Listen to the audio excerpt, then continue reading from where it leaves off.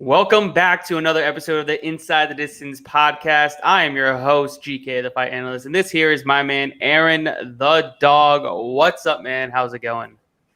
Hey, good. Sorry we're a little bit late here again, but we had I had a bad night on Saturday, other than the Bellator card, which helped me out a little bit. But we move on. We all know the Ed Herman fight. That is one I bet pretty heavily, so that kind of went against me. I bet heavily on Angela Hill.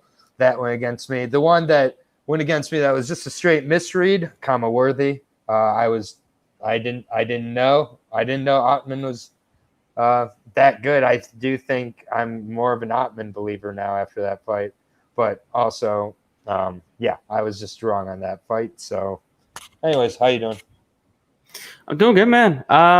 Coming back to reality after being out in Vegas at the mansion all week. So coming off that high, with the Contender Series, came down very, very low over the past weekend with a bunch of BS calls and, with the judging. I really do think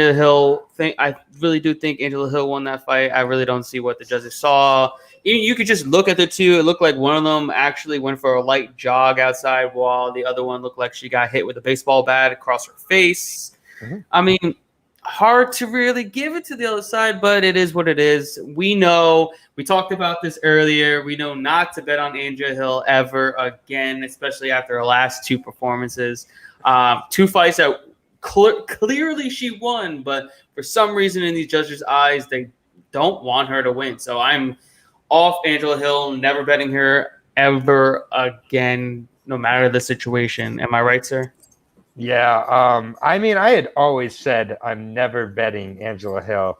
And then I decided to look past my heart and listen fully to my brain. My heart was telling me the whole time, don't do this. Like, it was just, don't do it. Don't do it. I decided to ignore my heart, and it got, it is what it is. I'd had more plus weeks lately than not, and the minus week paled in comparison to pluses here, so we're all good. We move forward to the Contender Series, which is just absolutely beautiful gift so far this season for us. Dave was on with me last week, and we absolutely nailed it top to bottom on that card, so it's always good, and I feel very good about my picks and about the reads I feel like I have on a few of these fights. A couple of these other ones, it's just like, who knows? But, I'm looking forward to breaking it down with you. Absolutely, man. Especially last week, coming off an insane sweep while I was out there in Vegas. It felt fucking great. Got everything right. Every single one, especially Tafon Chukwi.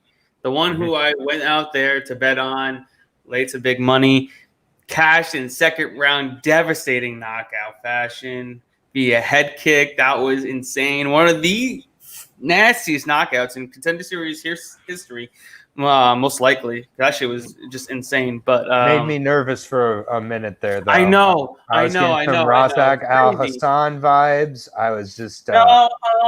The thing is, I was just worried because he just wasn't throwing enough. I wasn't worried that he was getting hurt. It was repetitive. He just wasn't throwing enough. But that's how he fights. I don't know if you saw, but called out Jamal Hill. That is a mistake. Jamal Hill will piece him up all day at this point. He's not ready for that yet. Yeah, that's not ready for that. Obviously, yet. I'll be betting on Chukwi there, but that would be a crazy good fight. Yeah, well, you'd be getting plus money on Nchukwi. Yeah, that's the reason why I'd be betting on him. But I think it'd be pretty close. I think it'd be like a minus 145 plus 115. Yeah, something like that.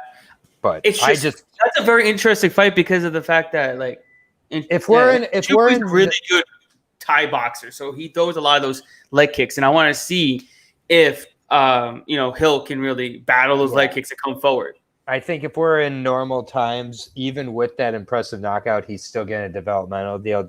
And the fact of being 4-0 and showing in that fight against a pretty inferior, he's not going to face anybody of that level in the UFC. No, and he was he was struggling. Yeah, I mean, I agree with David here. I think it's Hill. No, I'm UD not all day. against you guys going with Hill. I'm just betting with my heart. I think Hill's going to probably I don't beat think him. they'll do that. I don't think they'll do that to Chukwu early, though. I see them pairing him up with another debuting guy or he might even go. I really want him back Alvey. at heavyweight, man. I want him back at heavyweight. Oh, well, I don't know about that. But anyways, let's hop into this card so we can give a little bit of betting advice before. Luckily, these lines haven't gone too out of line here, so which is crazy. I think this is the most low level contender series, I guess we could say, as far as the first 6 weeks go.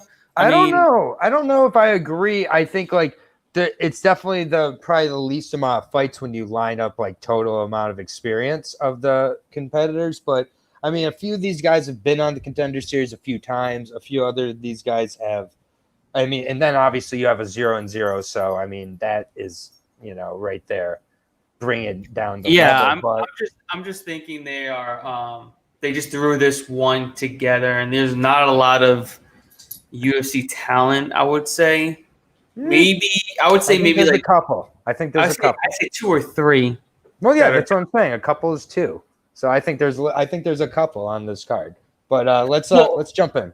Yeah, the only reason why I'm saying that is because of the fact that every other Contender Series we're seeing 3, 4, even 5, contracts. I don't think we're getting that here. But I don't know if I agree with that. I think it's result oriented. And if a couple of these are very, very skill mismatched, it's going to get the spectacular finish. And then, they're in. Yeah, true. It's bodies. Yeah, no, you're right. During this time. Yep. During Matt Smellingsberger is in the UFC without a Contender Series fight at 6-2.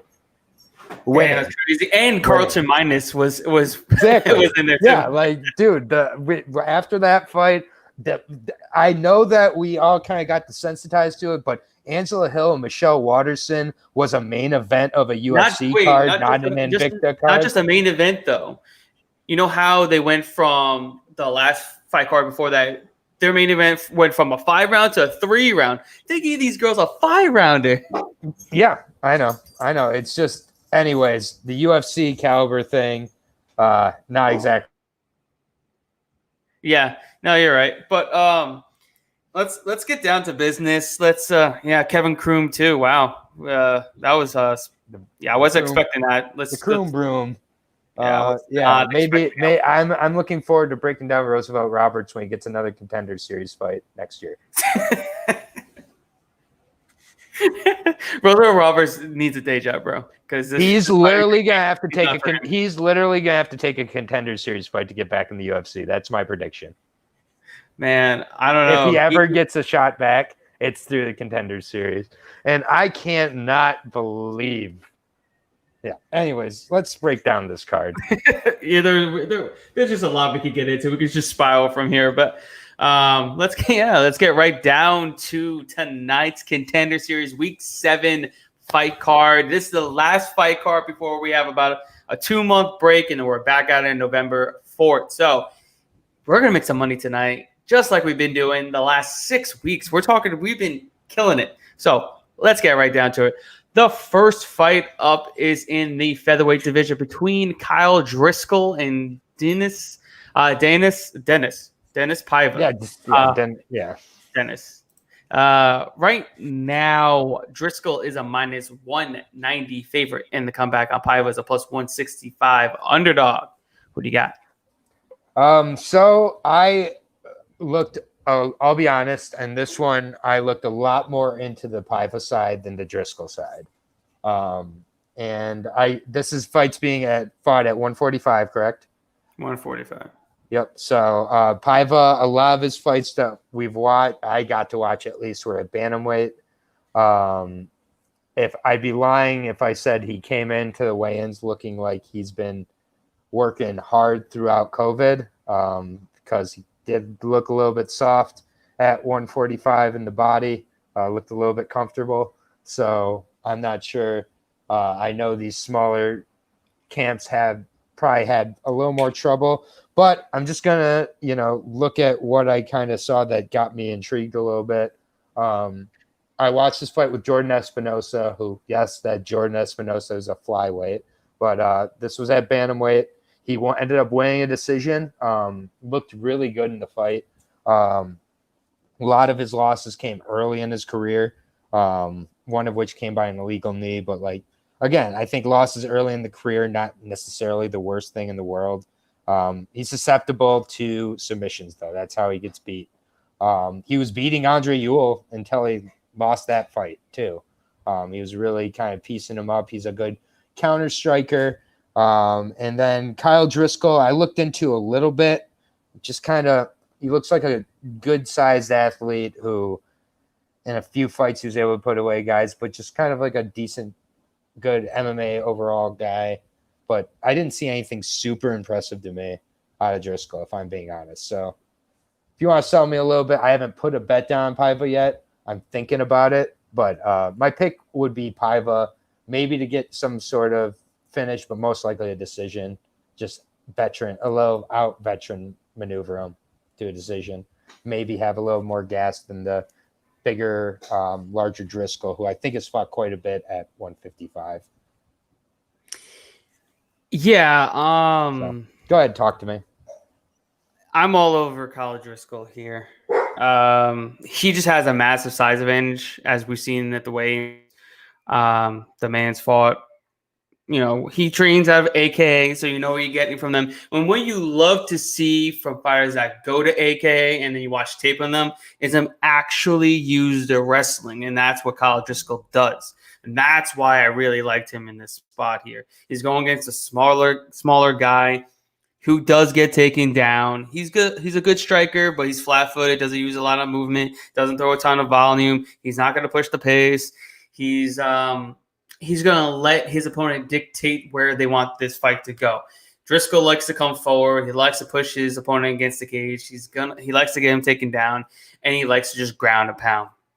Daniel Cormier, Khabib style, obviously not on that tier, not even close, but he attempts to do the same. That's the AKA way of fighting.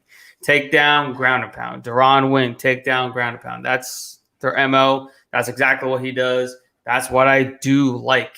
And I haven't seen anything that Paiva literally needs to crack him coming forward for him to not just get him around his waist and just take him down.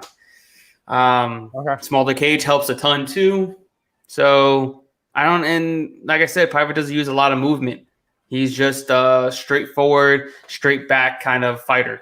Does have good power, but he's really going to need it in this fight because he's going to be taken down a lot. Yeah, I'm hoping the gas is on his side, but it's again why I haven't bet it and everything like that. And just again, I run a dog business here. In about a minute or two, I'm going to step out for 2 seconds to drop off a dog who's being picked up from daycare. So just doggy just daycare, Aaron, the doggy daycare. Yeah, I like Aaron, it. AaronTheDogGuy.com always sponsors this podcast. Nice, AaronTheDog.com. AaronTheDogGuy.com. Oh, AaronTheDogGuy.com, even better. Love it. Yeah, but anyways, I'll get in my breakdown here before I step away, and you're going to talk to a blank screen for a moment. And is this the women's fight, the Tanisha Tennant fight versus Danielle I believe so. Okay, so yes. I guess I should have just put my name as there's the movie. I'm into movies. There's that new Christopher Nolan movie out right now called Tenet, right? Right. It's spelled a little differently, but I'm on the Tenet train here. This is a very, very, very, very, very low-skilled version of James Toney versus Randy Couture. And, that lesson always will maintain. I saw in several of Tenet's fights, she has kind of that hug, leg trip takedown that against giant, tall fighters always works. And she's going to get that within 30 seconds of this fight. Lay on top of her, maybe be able to submit her, but if she doesn't, do that for 3 rounds. I sincerely believe that. I'm not sold on the 21-14 amateur fighter who never went professional and is 37 years old and calling out Amanda Nunez before her first MMA fight. This is a principle bet, but also I feel like she Tennant has the experience level, and although she's a little bit undersized, being traditionally a bantamweight, it's purely an experience pick here. She trains with Randy Brown and a few other good fighters out there, Bonchu. So I'm taking the dog. I got her at plus 115. I'll live with it if I don't get it, but principle here and heart. So I'll be right back, but literally 2 seconds, I'll be back. All right. So, as far as this featherweight fight goes, you have on one side an MMA fighting debut. She's never fought at amateur. She never fought professional.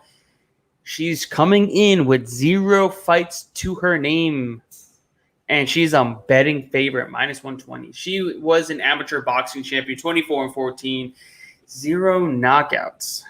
So that tells me she doesn't have a ton of power in her punches.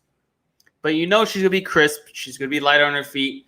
She's going to have the technical advantage in striking. But she's going to really need all of her tools. I heard that she's doing some Brazilian Jiu-Jitsu tournaments. But I need more than that. I need to see, I need to see you do something. And I'm sorry, but I can't take her at minus 120. I'm going to have to take the dog here. She's got 3 fights to her name. I think she's fought like 4 times or 5 times amateur and pro.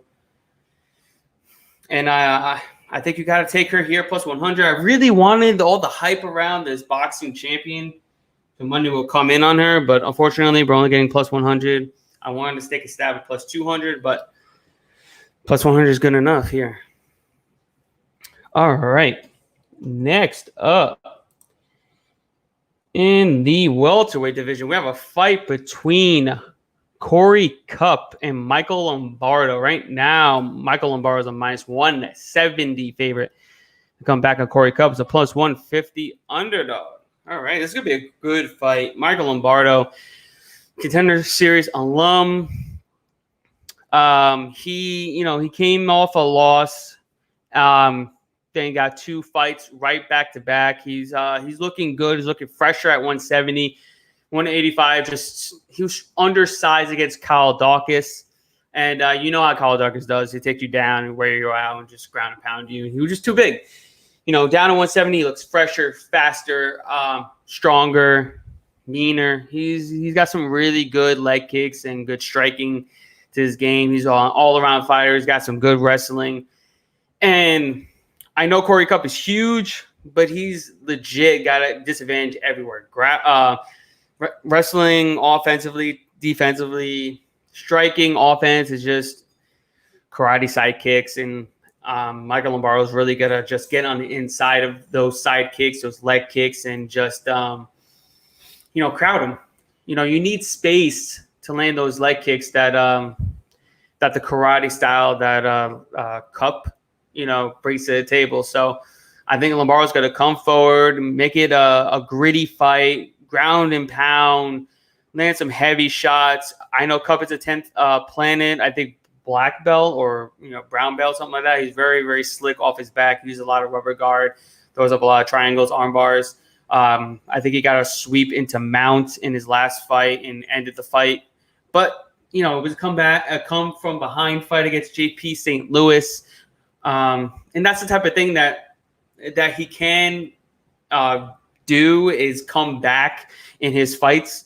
But I think Lombardo, as long as he doesn't gas in this fight, he should win this entire fight and absolutely dominate, standing and striking, and on the ground and pound and control. So the only way is if Cupp, catches him in an ill-advised guillotine or a triangle or something slick on the mat. It's definitely possible, but that's literally a smaller chance, and that's why his line is at plus 150. You're basically betting Cupp to win via submission at plus 150 because that's his only avenue of victory.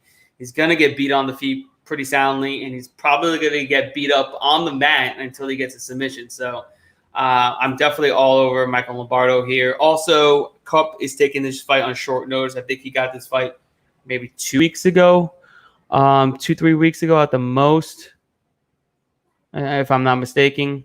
But yeah, I'm taking Lombardo here. I think he's gonna have an absolute dominant performance and get into the UFC this the second go around.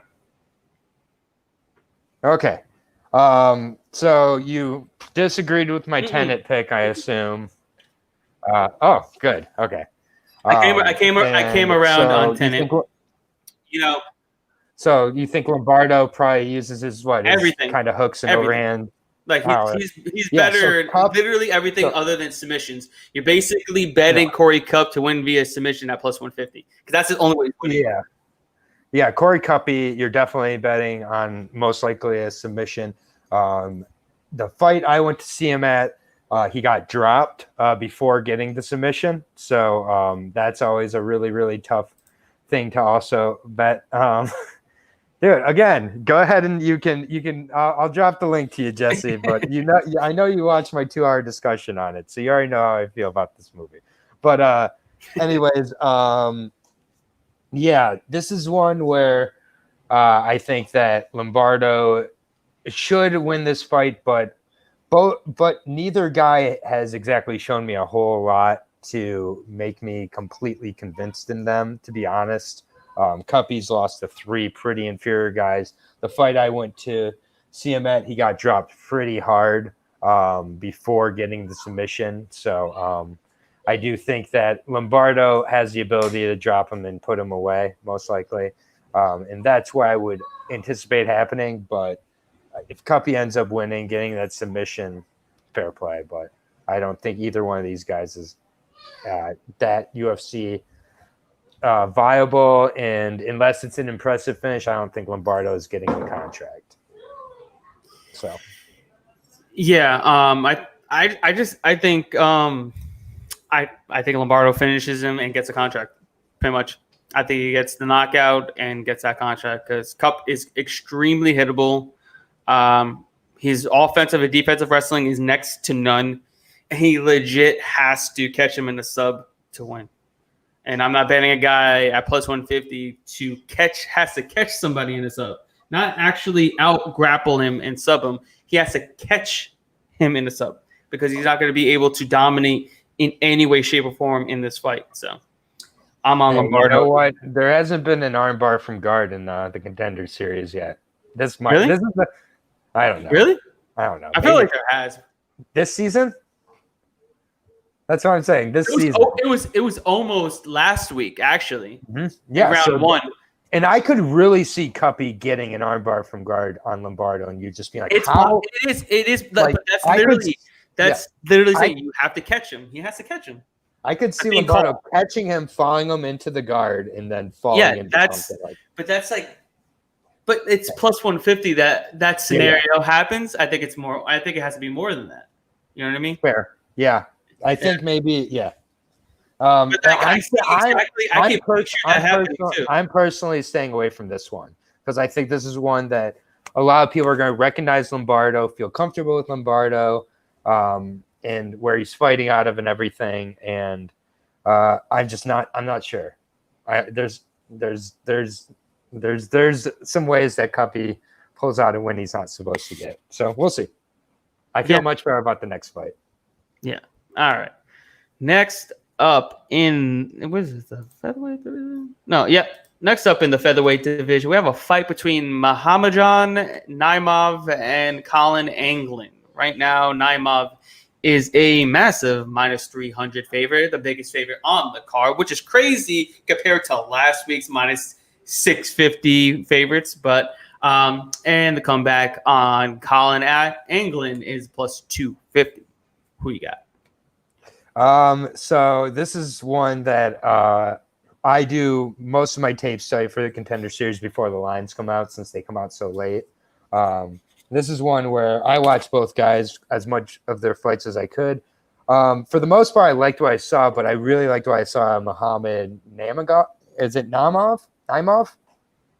I have no idea. Okay, I'll go with Naimov. I really liked. Obviously, the one you're going to be able to find that's most notable is the Sean Brown fight, where he gets dropped, put into a near rear naked choke, ends up reversing the position and putting Brown out by a rear naked choke really quickly after that. Then he came back in his last fight against, Josh Augustine, who was 4-1 at the time. First round completely controlled it, and then ended it with leg kicks in the second round. Literally, the guy got dropped with leg kicks and tapped out. So he has some really nice leg kicks, which you like to see. I think he uses those to keep the distance, keep the fight at his range. He also is able to mix it up if needed. I love Naimov, and then I saw the line and got bummed out, but still, I got Naimov here. And I think most likely Naimov finishes him. He's only gone to decision one time, so I like the finish here. I'm on Naimov as well. I definitely didn't see this line coming, though, considering, how green he is with a 5-1 record, I believe, or 4-0. 5-0. A 5-0 record, yeah. So I didn't think he was going to come in with this massive of a favor, but unfortunately he is, and it's the right side. He's going to come in and probably demolish Colin Anglin early, probably first round. Like, he's got power in his hands. He comes forward, throws heavy shots. Leg kicks are going to play dividends within the first 10, 15 seconds of this fight because Anglin has a very long striking stance, so he leads heavy on his lead leg, and he's just gonna absolutely get. Baby girls on Naimov too. We got you. You. Usually it's Chico who's usually it's my baby, my dog, but you have your human baby. Yes, he's just a family man. My son. Oh, that's your son. Sorry. Yeah, my son. But yeah, he's crazy. Hey, you know what? Aren't we all? But yeah, we're both on Naimov. Inside the distance because I will give my 4 greasy at the end of this. But yeah, Naimov, I'm on it too. Naimov, got it. Winning inside the distance. I think super early, probably first round, but that's what I got. Next up in our featured bout of the evening in the middleweight division, we have a fight between Gregory Rodriguez and Jordan Williams. Contender Series alum Jordan Williams. Two-time. Yeah, that's right. This is his third time. Third time's the charm, maybe? I don't know. All right. Right now, Rodriguez is the -135 favorite, and the comeback on Williams is a +115 underdog. Who do you got?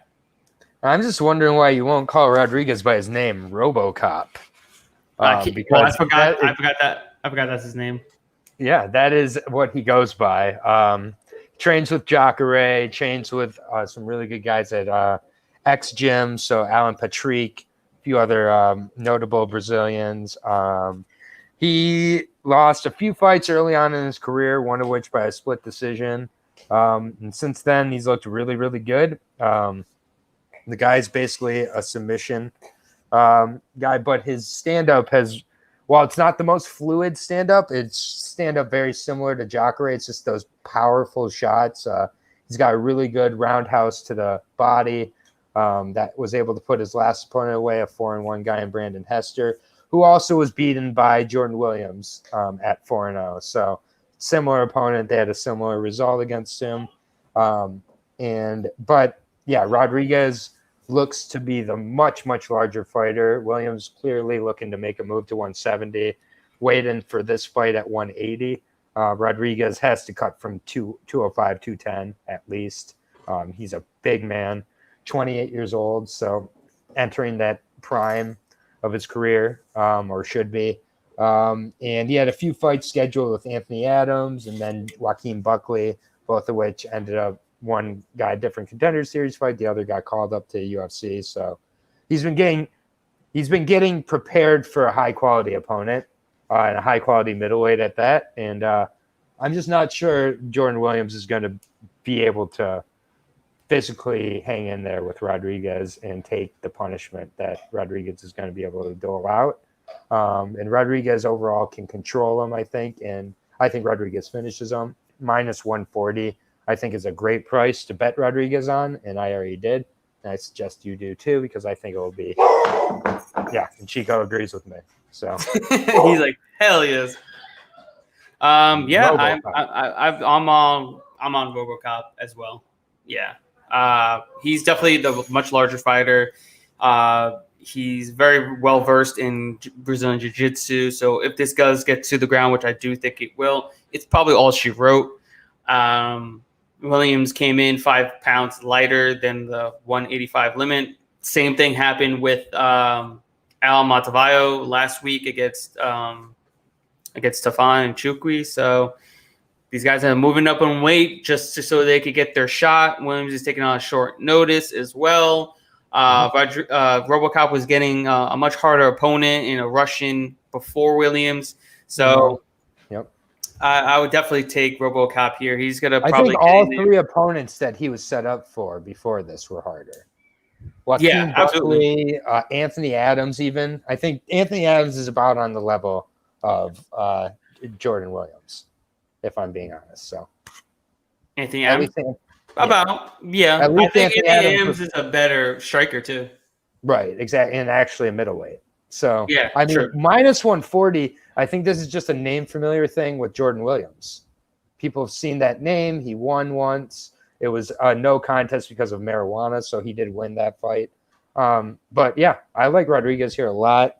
And just going through real quick, I'll say for let's see, we'll go with I'm going to leave out that female fight because I have no idea what's going to happen in that. And I'm doing the same. The funny thing is I'm placing my bets right now, and then I'm like, oh wait, I'm not going to put that in because at first I was going to, and then I'm like, let me just chill out. I mean, if I had $100 to gamble, if I'm only putting one bet on that 100, Richard, I would say Naimov and Rodriguez in a parlay is my play. So you're going to get about even money on that. Mine would be Driscoll and Lombardo, which will get you plus 145, I believe. Yeah, I like mine more. I think mine 142. So what's mine? What's Naimov and Rodriguez? Plus 132. I'm giving away 10 cents on way less apple pie shitting. So I guess, Richard, split it 50-50, I guess. But I would just those are essentially the same value. I feel Rodriguez and Naimov comes through much more than Lombardo Driscoll. That's just my opinion, though. I mean, Lombardo's been thinking about going to 170 a lot as well.